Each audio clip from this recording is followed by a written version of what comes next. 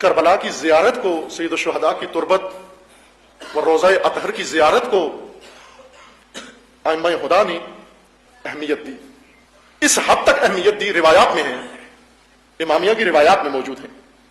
اور یہ اہمیت یوں نہیں کہ صرف سید الشہداء کے بعد آنے والے ائمہ نے دی ہے، بلکہ یہ اہمیت رسول اللہ سے شروع ہوئی ہے. سب سے پہلی شخصیت جنہوں نے سید الشہداء کا مقام بلا بیان فرمایا وہ ذات گرامی رسول اللہ صلی اللہ علیہ وسلم.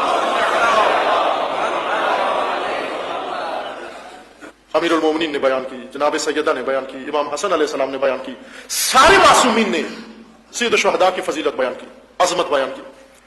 کس لیے عظمت بیان کی؟ نہ ایک مقدس شخصیت کے طور پر، ایک مانوی شخصیت کے طور پر، جس طرح ہمارے یہاں ہوتا ہے کوئی مانوی شخصیات مزاروں پہ یا گھروں میں ایسی ہوتی ہیں، چلے کاٹتی ہیں اور ذکر و فکر کرتی ہیں، دنیا سے دور ہوتی ہیں، زاہد بن جاتی ہیں، اور ہم سب سمجھتے ہیں ان میں تقدس آ گیا ہے، لہذا تمام حاجات پوری کرنے کے لیے ان کی طرف رجوع کرتے ہیں. دعا کرانی ہو، بیٹے کے لیے دعا کرانی ہو، بیٹی کے لیے دعا کرانی ہو، ویزے کے لیے دعا کرانی ہو، پاسپورٹ کے لیے دعا کرانی ہو، رزق کے لیے دعا کرانی ہو، سب کے لیے جاتے ہیں مانوی شخصیت کے پاس، یہاں سے دعا کرائیں. عزیزان، امامت اور چیز ہے، امامت ایک نظام ہے. خدا نے ان کو اس طرح سے مانوی شخصیات نہیں بنایا کہ جس طرح دوسری مانوی شخصیات ہوتی ہیں ان کے پاس جاؤ، ان کے نور سے استفادہ کرو، تقدس سے استفادہ کرو، اپنے آپ کو مس کر کے لے آؤ، اور بس اس کے بعد آپ کا اپنا کام، ان کا اپنا کام. زندگی جس نظام کے تحت مرضی ہے بسر کرو، گھر جیسے مرضی ہے بناؤ، روابط جیسے مرضی ہے رکھو، آنا جانا جیسے مرضی ہے رکھو، اس سے کوئی سروکار نہیں ہے. فقط فارغ وقت میں ایک دفعہ مانوی شخصیت کے پاس سے ہو کر آ جاؤ. کاروبار جیسے مرضی ہے کرو، ایک دفعہ کعبہ سے ہو کے آ جاؤ. بس انسان جیسے کار واش میں کار داخل ہوتی ہے،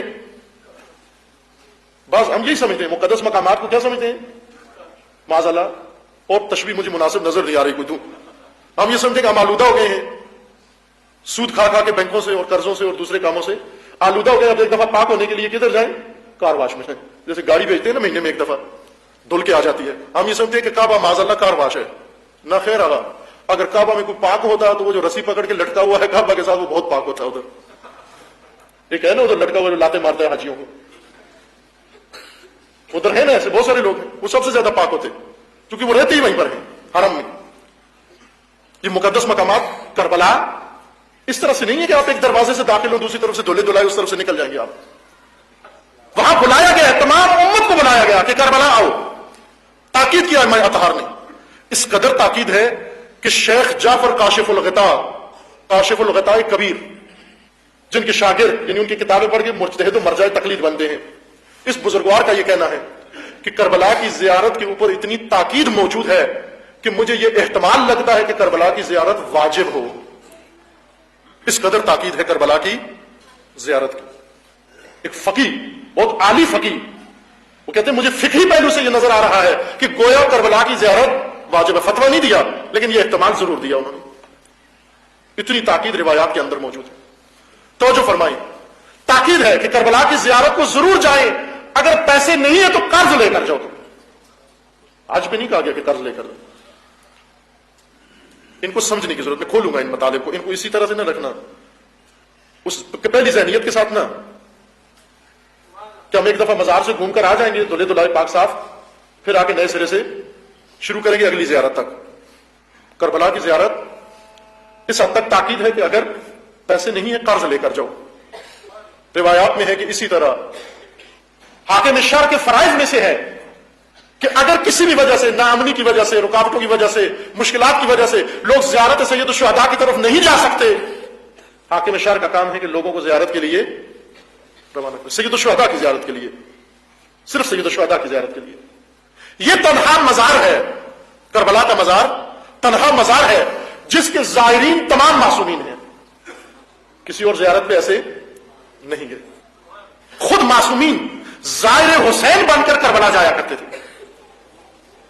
یہ زیارت اس وجہ سے نہیں تھی کہ معاذ اللہ مقام حسین رسول اللہ سے بڑھ کر ہے، نہ، رسول اللہ کے مقام سب سے بڑھ کر، کوئی رسول اللہ کے مساوی نہیں، معصومین میں سے بھی کوئی مساوی نہیں. رسول اللہ کا مقام عظیم ہے، امیر المومنین کا مقام عظیم ہے، جناب سیدہ کا مقام عظیم ہے، سب مسلمات میں سے ہے. معصومین خود بھی فرماتے ہیں کہ جتنا ان ہستیوں کا مقام ہے اتنا کسی اور کا مقام نہیں ہے. لیکن اس کے باوجود ان عظیم ہستیوں نے بھی خود بھی کربلا کی زیارت کی اور دوسروں کو بھی کہا کربلا کی زیارت کو جاؤ. یعنی خود زائر حسین بنے. کیوں بنے زائر حسین؟ کیا رسول اللہ کی زیارت کا ثواب نہیں ہے؟ بہت ثواب ہے. اگر زیارت کا مقصد ثواب ہو، سب سے زیادہ ثواب رسول اللہ کے مزار کا ہے. اگر زیارت کا مقصد ثواب ہو، تمام زیارتوں کا یکساں ثواب ہوگا، کم از کم یکساں ثواب ہوگا. آپ بقی کی زیارتیں کریں، آپ نجف کی زیارتیں کریں، آپ مشہد کی زیارت کریں، آپ سوریہ کی زیارتیں کریں، زیارتوں کا ایک جیسا ثواب ہے. جس مزار پر جائیں ثواب ایک جیسا ملے گا. لیکن اس کے باوجود کہا گیا کہ اور کوئی زیارت کر سکو یا نہ کرو، لیکن کربلا کی زیارت ضرور کرنا. عمر میں ایک دفعہ کربلا ضرور جانا. انشاءاللہ خدا آپ کو بار بار کربلا لے جائے. لیکن جانے سے پہلے فلسفہ کربلا سمجھ کے جائیں، حکمت سمجھ کر جائیں، پتہ چلے کہ ہم کدھر آئے ہیں، کس جگہ آئے ہوئے ہیں. وہ جگہ جہاں پر ائمہ خود زائر بن کر آتے ہیں. کس لیے آتے تھے؟ اس لیے کہ کربلا کو ثواب کی جگہ نہیں بنانا تھا.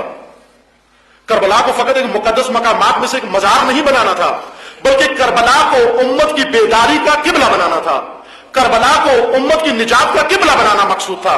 کربلا کو مکتب بنانا تھا، عاشورہ کو مکتب بنانا تھا. اس لیے تمام امت کو کہا گیا کہ عمر میں ایک دفعہ کربلا ضرور جانا. کیوں؟ اس لیے کہ کربلا مکتب ہے تمہارے لیے. کربلا صرف ثواب کی حاصل کرنے کی جگہ نہیں ہے. تم کربلا جاؤ گے تمہیں دین سمجھ میں آئے گا. کربلا جاؤ گے تمہیں توحید سمجھ میں آئے گی. کربلا جاؤ گے تمہیں قرآن سمجھ میں آئے گا. کربلا جاؤ گے ہمیں امامت سمجھ میں آئے گی. اس لیے کربلا کو مرکز قرار دیا ائمہ اطہار نے.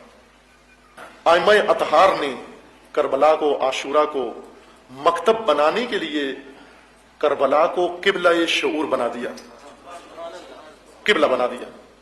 واقعاً کربلا قبلہ ہے. قبلہ سے کیا مراد ہے؟ ابھی ہم مولانا کو بھی قبلہ کہتے ہیں. وہ پچھلی مجلس میں پولیس والا پوچھ رہا تھا یہاں کون کس نے پڑھنا ہے، ذاکر نے. انہوں نے کہا ذاکر نہیں، قبلہ صاحب ہیں ادھر.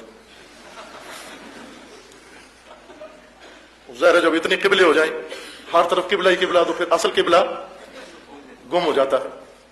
جب ہر آدمی قبلہ ہو جائے، ہر سفید ریش قبلہ ہو جائے، ہر مولانا قبلہ ہو جائے. بار ادب ہے، اردو ادب ہے، ادب کے طور پر کہتے ہیں قبلہ. لیکن جب کہیں کسی کو قبلہ تو وہ قبلہ باندھ نہ بیٹھے، صرف اس کو ایک زبانی تعارف تکلف ہی سمجھیں. اس کو قبلہ ایک کعبہ ہے. کعبہ کو قبلہ کہا گیا ہے. قرآن نے بھی قبلہ کہا ہے. پہلے مسلمانوں کا قبلہ بیت المقدس تھا، پھر بعد میں اسے بدل کر کعبہ کو قبلہ کرا دیا. کعبہ اور چیز ہے، قبلہ اور چیز ہے. کعبہ اس گھر کو کہتے ہیں، مکعب شکل کا گھر جو اللہ کا بنا ہوا ہے، جسے آپ ہمیشہ پردے میں لپٹا ہوا دیکھتے ہیں. کہ خداوند تبارک تعالیٰ آپ سب کو اس کی زیارت کی توفیق عطا فرمائے. اس گھر کو کعبہ کہتے ہیں، اس کا نام کعبہ ہے، بیت کا نام کعبہ ہے. قبلہ اس وجہ سے کہتے ہیں چونکہ اس طرف انسان کو کہا گیا کہ رخ کرے، اس طرف انسان رخ کرے. قبلہ اس گھر کو نہیں کہتے، قبلہ کوئی عمارت کا نام نہیں ہے، کعبہ عمارت کا نام ہے. قبلہ اس وجہ سے کعبہ کو کہتے ہیں چونکہ ادھر رخ کیا جاتا ہے. لیکن یہ قبلہ یہ عبادات ہے، قبلہ یہ عبادات ہے. کوئی عبادت جس کے لیے قبلہ ضروری ہے وہ کعبہ کی طرف رخ کیے بغیر نہیں ہو سکتی. اس قبلہ کی طرف رخ کریں، اس کے اپنے اثرار ہیں. چونکہ کعبہ زمین کے اوپر توحید کی علامت ہے. کعبہ زمین کے اوپر توحید کی علامت ہے. ہمیں پتھروں کی طرف نہیں بلایا گیا، ہمیں توحید کی طرف بلایا گیا ہے. کعبہ کے اندر پہلے پتھر تھے، رسول اللہ نے آ کر ان کو توڑا. امیر المومنین نے پڑھتے ہیں نا، یہ تو بہت سنا ہوا ہے ہم نے کہ دوش رسول اللہ پر چار کر رسول اللہ کے حکم سے ان پتھروں کو توڑا، مورتیوں کو باہر پھینکا. اب ان مورتیوں کو باہر پھینک کے پھر کہا کہ کعبہ کے گرد چکر لگا. کعبہ بھی تو پتھروں کا ہے، کچھ پتھروں سے چھڑا کر کچھ پتھروں کے پیچھے لگا دیا. تو یہ فرق تو نہیں پڑا، وہ گڑے ہوئے پتھر تھے یا ان گڑے پتھر ہیں، فرق تو نہیں پڑا نا. ہمیں پتھروں کے پیچھے نہیں لگایا گیا. ہمیں یہ نہیں کہا گیا کہ ان پتھروں کے اندر کوئی کرنٹ موجود ہے. بعض ایسے ہیں جو پتھر کو ضرور ہاتھ لگاتے ہیں، وہ مارتے بھی ہیں پھر بھی ہاتھ ضرور لگاتے ہیں کہ یہ کرنٹ اگر میرے اندر نہیں آیا میں جنت نہیں جا سکوں گا. آپ کو اس لیے نہیں بنایا گیا پتھروں سے کرنٹ لینا ہے. آپ کو اس لیے بلایا گیا کہ یہ کعبہ، یہ پتھروں کا گھر، یہ زمین کے اوپر خدا کی توحید کی علامت ہے. ساری امت کو کہا گیا کہ اس کے اندر اس کے گرد آ کر چکر لگاؤ تاکہ تمہارے انتشار و پراکندگی ختم ہو کر تم بھی امت واحدہ بن جاؤ. رخ کرو اس کا، آؤ اس کی طرف، کعبہ کی طرف آؤ. لیکن کعبہ میں اگر انسان شعور کے ساتھ نہ جائے توحید تک نہیں پہنچ سکتا، توحید تک نہیں پہنچ سکتا. اور یہ بارہا مشاہدہ ہوا. سید الشہداء علیہ السلام رجب کے مہینے میں گئے مکہ اور ذی الحجہ تک वहीं पर क़याम फरमाया। ये तो जानते हैं ना तारीख में, 8 ज़िलहज्जा को जब सारे हाजी इहराम बांध कर मिना और अरफा की तरफ रवाना होते हैं, सैयद शुहदा ने 8 ज़िलहज्जा को इहराम खोल दिए और खोलकर मक्का से बाहर जाने लगे।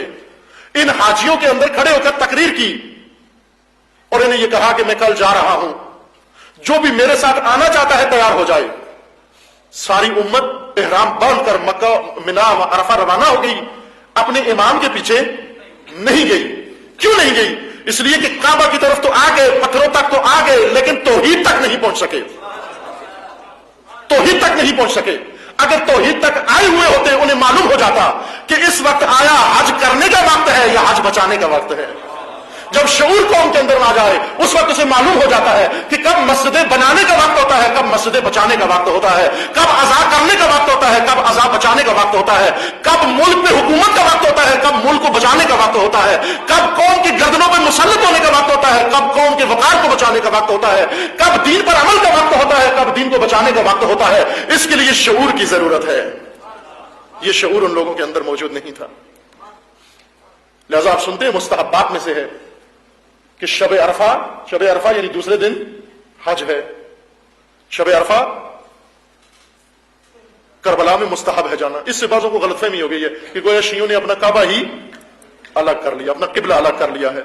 यानी जब सारे हाजियों को कहा गया कि आप काबा में जाओ, अफजल वहां जाना है, लेकिन यहां पर है कि अरफा के दिन मोमिन को कहां होना चाहिए? करबला में होना चाहिए। राज समझ में नहीं आया। ये काबा के मुकाबले में काबा नहीं बना, बल्कि ये इसलिए उम्मत को यह समझाने के लिए था कि अगर बगैर शऊर के पत्थरों के घर के गिर्द चक्कर लगा के आ जाएं, इन्हें बात समझ में नहीं आती, इन्हें यजीदियत समझ में नहीं आती, इन्हें हुसैनियत समझ में नहीं आती, इन्हें अपना इमाम वक्त का समझ में नहीं आता, इन्हें अपना रहबर वक्त का समझ में नहीं आता। इसलिए कहा गया है कि इससे पहले कि तुम पहले आओ काबा पे आकर जियारत करो, पहले करबला जाओ, करबला में जाकर शऊर लो, तुम्हें मालूम हो जाए कि इमाम क्या होता है, इमामत क्या होती है। फिर उसके बाद काबा में हो, तुम्हें पता चलेगा तौहीद क्या होती है। करबला से ये शऊर मिलेगा। इसलिए करबला किबला शऊर है। करबला किबला शऊर है।